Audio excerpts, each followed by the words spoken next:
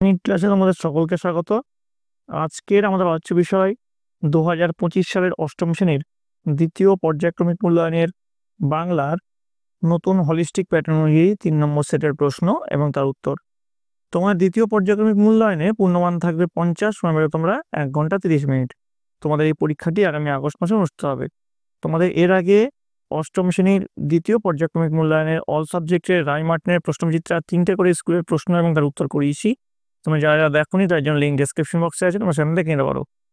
তোমাদের এই যে প্রশ্নোত্তর পর্ব আছে, এই প্রশ্নোত্তর পর্বে ঢোকার আগে আমি তোমাদেরকে বলে রাখি, তোমরা যারা চ্যানেল নতুন তারা অবশ্যই চ্যানেলটিকে সাবস্ক্রাইব করে দিও এবং পাশে থাকা বেল আইকনটি প্রেস করে দিও। তাহলে দেখো আজকের প্রশ্নোত্তর পর্বটি। তোমরা দেখো, সঠিক উত্তরটি বেছে নিয়ে লেখো 1 গুণ 5 সমান 5। 5টা প্রশ্নের উত্তর দিতে হবে। বেনি তাকিয়া ঠেস দিয়া তামাক খাইতেছে, সামনে কে বসেছিল? রমা, রমেশ, হালদার মহাশয় নাকি আকবর? উত্তর হচ্ছে আকবর। পরের প্রশ্ন, ধান, যব ইত্যাদি ফসল কোন মাসে পাকে? উত্তর হচ্ছে চৈত্র বৈশাখ মাসে। পরের প্রশ্ন, কখান্ন বইরে ডাম্বলের প্রশ্নের জবাবে বুকু কি বলেছিল? উত্তর লিখবে সব মিলিয়ে 7 থেকে 8টা বই। নেক্সট দেখো, নানান আখড়ে ভরি, আখড়ে শব্দটির অর্থ কি? উত্তর হচ্ছে বন্য। পরের প্রশ্ন, বৃক্ষ শিশু নিরাপদে নিদ্রা যায় মাটির নিচে, বীজের কঠিন ঢাকনার মধ্যে, ফলের মধ্যে নাকি ফুলের মধ্যে? উত্তর হচ্ছে বীজের কঠিন ঢাকনার মধ্যে। পরের প্রশ্ন, বুকুর মায়ের নাম ছিল ছেনু, বেনু, নির্মলা নাকি রেনু? উত্তর হচ্ছে নির্মলা। নেক্সট দেখো, অতি সংক্ষেপে যে কোনো 5টি প্রশ্নের উত্তর দাও। 1 গুণ 5 সমান 5। প্রথম প্রশ্ন কি আছে? হিজল গাছে কি বাঁধা আছে? হিজল গাছে ডিঙিটি বাঁধা আছে। পরের প্রশ্ন, জীবনানন্দ দাশের লেখা একটি কাব্যগ্রন্থের নাম লেখো। উত্তর লিখবে জীবনানন্দ দাশের লেখা একটি কাব্যগ্রন্থের নাম হলো ধূসর পাণ্ডুলিপি।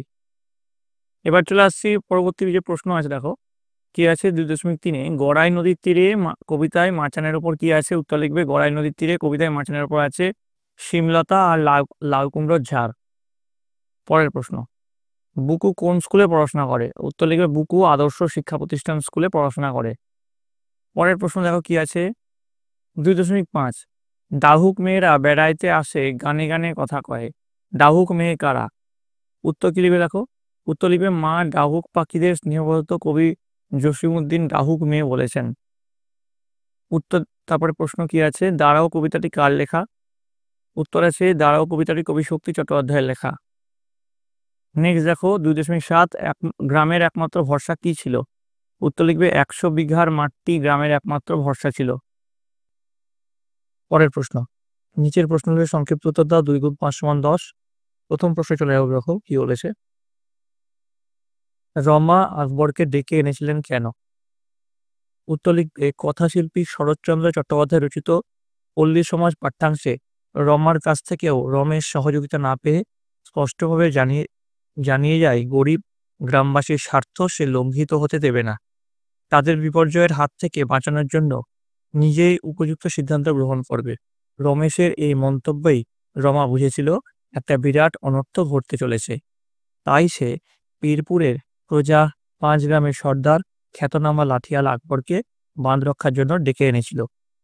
নেক্সট প্রশ্নে চলে যাবো। দেখো, একটা বেওয়ারিশ ভিখারি, ভিখিরিটির বর্ণনা দাও।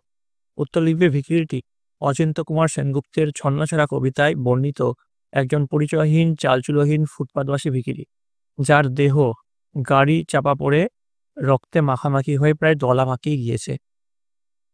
পরের প্রশ্ন, ভিন্ন ভিন্ন সময়ে ভিন্ন ভিন্ন বীজ পাকিয়া থাকে কে? পাঠ্যাংশে উল্লেখিত কোন কোন গাছের বীজ কোন কোন সময় পাকে? দেখো এইভাবে দেওয়া আছে ফরম্যাটটা, বীজ আর কোন ঋতুতে পাকে। তোমরা একটা টেবিলের মাধ্যমে লিখতে পারো। আম গ্রীষ্ম, লিচু গ্রীষ্ম, ধান হেমন্ত, যব হেমন্ত আর শিমুল গ্রীষ্ম। পরের প্রশ্ন দেখো, ডিঙিটির বর্ণনা দাও। উত্তর লিখবে ডিঙিটি বহুদিনের জীর্ণ, কোথাও কোথাও ঝাঁঝরা খোঁপড়া হয়ে পড়েছে। পরের প্রশ্ন, ফুর্তির চোটে আমার সব অদ্ভুত খেয়াল মাথায় আসতো, অদ্ভুত খেয়াল সম্বন্ধে যা জানো লেখো। উত্তর লিখবে অদ্ভুত খেয়ালটি হলো একদিন খেতে খেতে লেখক বললেন, কি সন্দেশ খাওয়াচ্ছেন নাটক, টেবিলে আনতে আনতে ঠান্ডা হয়ে যাচ্ছে, গরম গরম সন্দেশ খাওয়ান দেখি। বেশ গরম গরম চায়ের সঙ্গে গরম গরম সন্দেশ খাওয়া যাবে। শুনে টেবিল শুদ্ধ সবার হো হো করে হাসি। তক্ষুনি হুকুম হলো, খাওয়ার ঘরের দরজার সামনেই হালুইকর বসে গেল।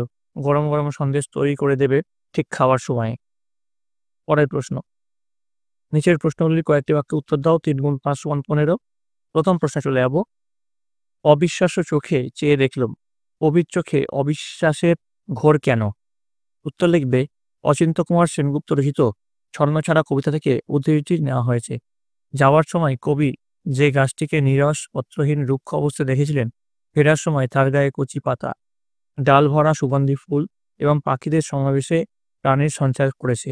লক্ষ্য করার মতো অসম্ভব এই পরিবর্তনের জন্যই কবির চোখে অবিশ্বাসের ঘোর ছিল। নেক্সট দেখো কি আছে। যেন ইন্দ্রপুরী, কিসের সঙ্গে ইন্দ্রপুরীর তুলনা করা হয়েছে? কেন এবার লেখক এমন তুলনা করেছেন? ১+২ আছে। তো কিসের সঙ্গে তুলনা করা হয়েছে দেখো। নাটোরের মহারাজা জগদীন্দ্রনাথের বাড়ি অর্থাৎ নাটোরের রাজবাড়িটিকে ইন্দ্রপুরীর সঙ্গে তুলনা করা হয়েছে। তুলনা করার কারণ কি? পুরাণ অনুসারে ইন্দ্র স্বর্গের বিশিষ্ট দেবতাদের অন্যতম। তিনি সৌন্দর্যের দেবতা। তাই তার পুরী অর্থাৎ রাজপ্রাসাদটি অত্যন্ত সুন্দর, সুরম্য, মনোহরী। সেটি বিশালতায় যেমন অনন্য, তেমনি সৌন্দর্যে সৌকর্ষে অতুলনীয়। নাটোরের রাজবাড়িটিও বিশাল এবং ঝাড়লণ্ঠন, তাকিয়া, সুন্দর ও দামি ফুলদানি, কার্পেট ইত্যাদি বিভিন্ন সুন্দর দ্রব্যে সমস্ত বাড়ি ও বৈঠকখানা সুসজ্জিত।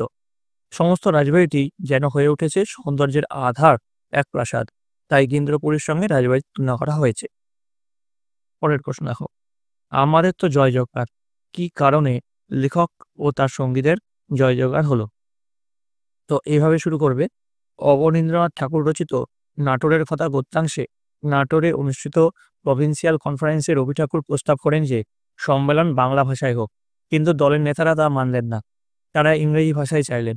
অনেক তর্ক বিতর্কের পর সমস্ত দলটি দুভাগে বিভক্ত হলো। বড়রা ইংরেজিতে বলতে উঠলেই বাংলা বাংলা বলে চিৎকার করে ছোটরা বক্তৃতা বাঁধাতে লাগলো। অবশেষে বাধ্য হয়ে নেতৃত্বস্থানীয়রা বাংলা ভাষার দিকে মত দিলেন এবং সম্মেলন বাংলাতেই হলো। এই সাফল্যটিকেই লেখক তাদের জয় জয়কার বলে বর্ণনা করেছেন। পরের প্রশ্ন দেখো কি আছে। অপু দুর্গার চড়ুইভাতিতে আরও একজন যোগদান করেছিল, তার পরিচয় দাও। দেখো, চড়ুইভাতির মাঝামাঝি সময়ে কালী চক্রবর্তীর মেয়ে বিনি এসেছিল। যোগীর বামুন কালীনাথ চক্রবর্তীর মেয়ে। তার গায়ের রং কালো।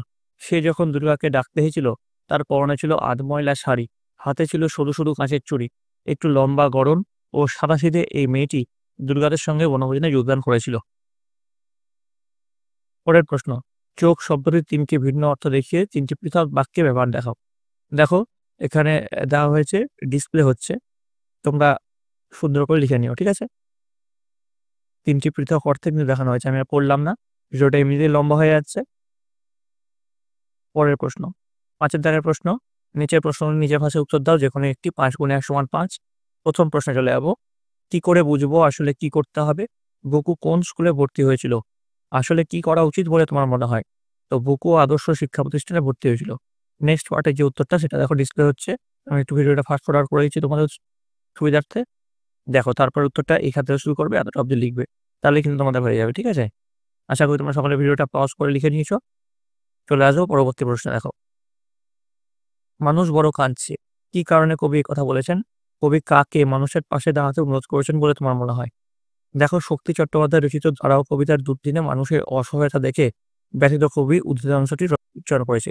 যেমন করে লেখা হয়েছে তো তোমরা ঠিক তেমন করে কিন্তু লিখে নেবে, ঠিক আছে? দেখো, প্রথম পার্টের যে উত্তরটা সেটা এখান থেকে এখানে শেষ, দ্বিতীয় পার্টের উত্তরটা এখান থেকে শুরু হচ্ছে, দেখো শেষ হচ্ছে এখানে, ঠিক আছে? কবি এটাই চেয়েছেন। এটুকু লিখলেই তোমাদের কিন্তু এই প্রশ্ন উত্তরটা লেখা হয়ে যাবে। নেক্সট প্রশ্ন কি আছে দেখো, ৬-এর দাগের প্রশ্ন। তোমার অঞ্চলে যত্রতত্র আবর্জনা স্তূপ, সংশ্লিষ্ট কর্তৃপক্ষের দৃষ্টি আকর্ষণ করে একটি বহুল প্রচলিত সংবাদপত্রের সম্পাদককে চিঠি লেখো। দেখো, তোমার নাম ঠিকানা লিখলে, তারপরে যাকে লিখবে তার ঠিকানা, তারপরে বিষয় লিখলে, তারপরে দেখো এবার তোমাদের এই যে চিঠির যে বডিটা হচ্ছে সেটা এখানে লেখানো হচ্ছে। এটা দেখো, ফাস্ট ফরওয়ার্ড করছি। এখানেই শেষ নয়, এরপরে আরও আছে, তোমরা এই জায়গাটা পজ করে লিখে নাও। আমি চলে যাচ্ছি তারপর পরের পেজে। আশা করি এই জায়গাটা তোমরা লিখে নিয়েছো। নেক্সট পেজ দেখো, আমি একটু ভিডিওটা ফাস্ট ফরওয়ার্ড করছি। সবশেষ তোমার নাম, ঠিক আছে? তোমার ঠিকানাটা দেবে, ঠিক আছে? আশা করি তোমরা ভিডিওটা পজ করে সকালে লিখে নিয়েছো। তো এই গেল তোমাদের অষ্টম শ্রেণীর দ্বিতীয় পর্যায়ক্রমিক মূল্যায়নের হলিস্টিক প্যাটার্নই বাংলার প্রশ্ন এবং তার উত্তর। তোমাদের যদি এই ভিডিওটা ভালো লেগে থাকে অবশ্যই একটি লাইক করবে, বন্ধুদের কাছে অনেক শেয়ার করবে। আর এর পরবর্তীতে তোমরা কোন সাবজেক্টের প্রশ্ন উত্তর চাও সেটা অবশ্যই কমেন্টে জানাবে। কমেন্টে তোমাদের বিদ্যালয়ের নাম এবং কে কোন জায়গা থেকে দেখছো সেটা কিন্তু লিখতে ভুলবে না। আর তোমাদের এই প্রশ্নই যে হুবহু পরীক্ষায় আসবে তারপর মানে নেই, এরকম টাইপের প্রশ্ন আসবে, তোমরা তোমাদের বইটা খুঁটিয়ে পড়ো। আমি তোমার জন্য চ্যাপ্টার ওয়াইজ কিছু সাজেশন নিয়ে আসবো, সেগুলো ভালো করে দেখো, তাহলে তোমাদের কিন্তু পরীক্ষায় সাফল্য নিশ্চিত। তোমরা সকালে মন দিয়ে ভালো করে পড়াশোনা করো। তোমরা সকালে ভালো রাখো, তোমরা সকালে সুস্থ থাকো।